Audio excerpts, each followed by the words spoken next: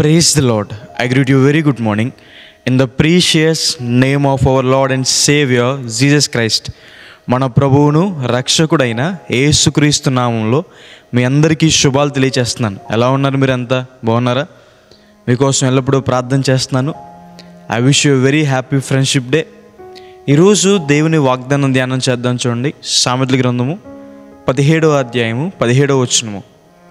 నిజమైన స్నేహితుడు విడువక ప్రేమించును. హల్లెలూయా.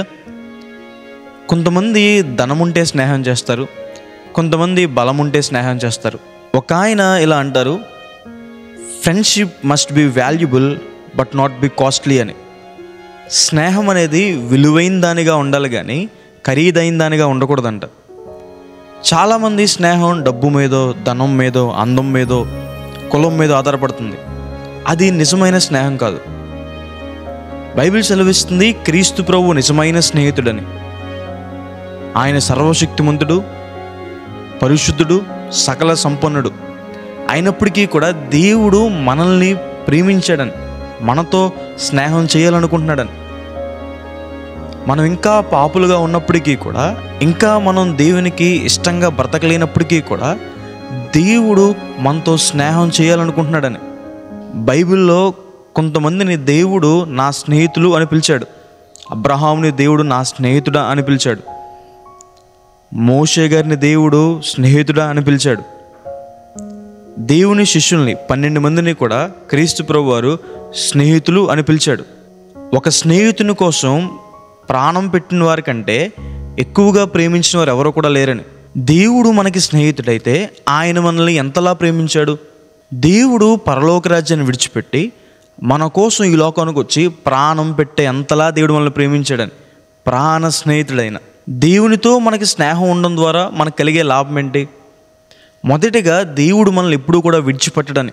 కష్టాల్లో, శ్రమల్లో, అవమానాల్లో, ఆరోగ్యం లేకపోయినా, ధనం లేకపోయినా దేవుడు మాత్రం మనల్ని ఎప్పుడూ విడిచిపెట్టడని. ఆయన మనతో స్నేహం చేసి మనల్ని గుణపరుస్తారని. కొన్ని స్నేహాలు మనుషుల్ని చెడు మార్గాల్లో నడిపిస్తాయి. దేవుడు మనతో స్నేహం చేసి మనల్ని మంచి మార్గంలో, ఉన్నతమైన మార్గంలో నడిపిస్తారు.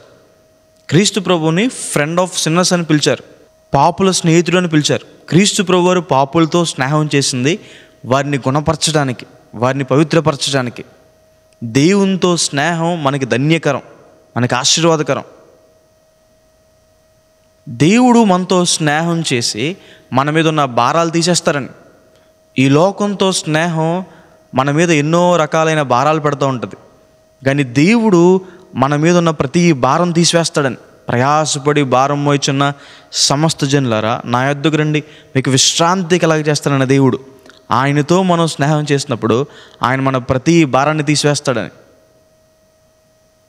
దేవుడు మనకి స్నేహితుడై ఉన్నాడు కాబట్టి మనం ఏమడిగినా కూడా, ఆయన చిత్తానుసారంగా ఏమడిగినా, మాటి మాటికి మనం దేవుని అడిగినప్పుడు ఆయన మనకి స్నేహితుడైనందున ఆయన మన ప్రార్థనలు అంగీకరిస్తాడని, మనం అడిగింది దేవుడు మనకి ఇస్తాడని. దేవుడు మన స్నేహితుడు కాబట్టి ఆయన మన ప్రార్థనలు అంగీకరించి మన కార్యాలు సఫలపరుస్తాడని. కాబట్టి ఈ వాగ్దానం విశ్వసించండి. ఒకవేళ దేవునికి మీకు మధ్య స్నేహంలో ఏమైనా ఆటంకులు వస్తున్నాయా? బైబిల్ సెలవిస్తుంది, లోకంతో స్నేహం దేవునితో వైరం అని. పాపంతో స్నేహం చేయడం ద్వారా దేవునితో మనకున్న స్నేహాన్ని మనం విడిచిపెట్టేసి వెళ్ళిపోతున్నామని. దాన్ని సరి చేసుకుని దేవుని స్నేహాన్ని పొందుకుందామా? ఆయనతో స్నేహం చేస్తే విశేషమైన ఆశీర్వాదాలను పొందుకుంటామని. బైబిల్లో కూడా మంచి ఫ్రెండ్స్ ఉన్నారు. జోనతాన్ అండ్ డేవిడ్, యోనాతాను మరియు దావీదు ఇద్దరు ఒకరికొకరు సహాయం చేసుకున్న మంచి స్నేహితులు.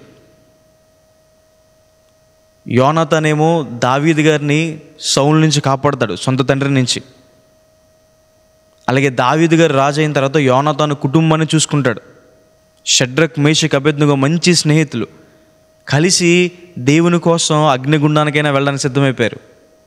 దేవుడు మనకి మంచి స్నేహితుడు, నిజమైన స్నేహితుడని. ఈ వాగ్దానం విశ్వసించండి. ప్రార్థన చేసుకుందాం. సర్వశక్తిమంతుడా, జీవంగల దేవేశ్య, ప్రభువా మీకు వేలాది వేలాది వందనాలేశ్య. ఈరోజు ఈ వాగ్దానం ద్వారా మాతో మాట్లాడినందుకు దేవా, ప్రభువా మీకు వందనాలు.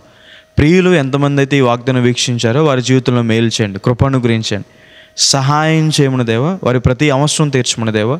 ప్రభా, మీ స్నేహంలో ఉన్న మాధుర్యాన్ని వాళ్ళు అనుభవించే భాగ్యాన్ని దయచేయమని, కృప అనుగ్రహించమని, నడిపించమని దేవా. వారి పక్షాన్ని మీరు ఉండమని, వారి మీద ఉన్న కాడిని తీసివేసేయమని, వారి అవసరాలు తీర్చమని ప్రభా, గొప్ప విడుదల వారికి దయచేయమని, వారి ప్రార్థనలు అంగీకరించమని దేవా. యేసు నామమున అడిగి వేడుకుంటున్నాను తండ్రి, ఆమేన్. God bless you. God bless India.